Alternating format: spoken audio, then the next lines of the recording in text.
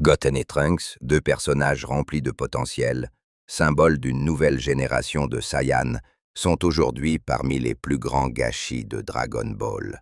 Comment deux enfants aussi puissants, aussi prometteurs, ont-ils pu être relégués à de simples rôles secondaires, voire comiques? Aujourd'hui, on va analyser pourquoi Goten et Trunks sont des personnages gâchés. Tout commence dans Dragon Ball Z.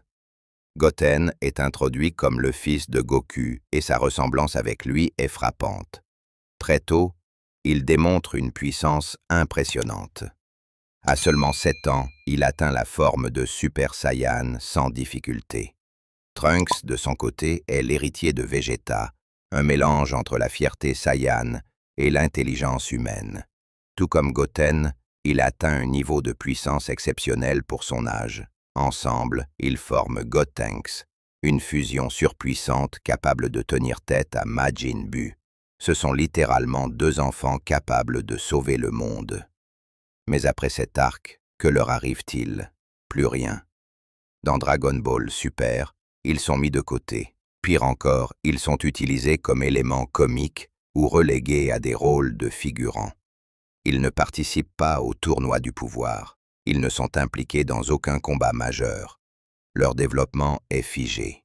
Ils ne grandissent pas vraiment, ni physiquement, ni mentalement. Pourquoi? L'explication la plus simple, c'est que Goten et Trunks sont victimes d'un choix narratif. Toriyama et les scénaristes ont décidé de se concentrer sur Goku, Vegeta et les autres personnages adultes. Goten et Trunks ne cadrent pas avec la direction plus sérieuse que Dragon Ball Super a voulu prendre. Ils sont trop jeunes, trop joyeux, pas assez profonds pour des arcs dramatiques.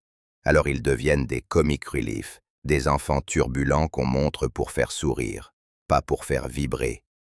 Et pourtant, le potentiel était immense. Goten aurait pu incarner la sagesse de Goku avec une mentalité plus moderne. Trunks, quant à lui, aurait pu incarner le futur de l'univers Saiyan, un leader charismatique, différent de son père mais tout aussi puissant.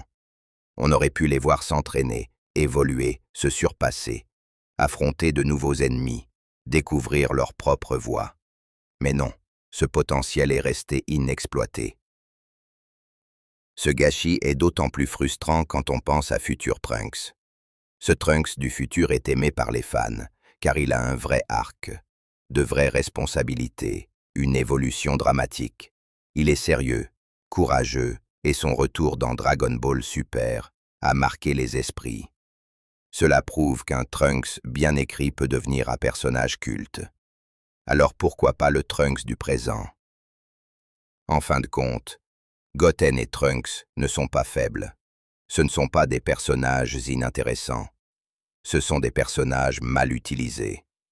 Ils ont été introduits avec un potentiel énorme, mais ils n'ont jamais eu la chance de briller vraiment. Leur évolution a été sacrifiée au profit de la nostalgie, du fan service et d'un focus quasi exclusif sur Goku et Vegeta. Espérons qu'un jour, Dragon Ball leur offrira enfin l'arc qu'ils méritent. Parce qu'ils ne sont pas juste les fils de Goku et Vegeta.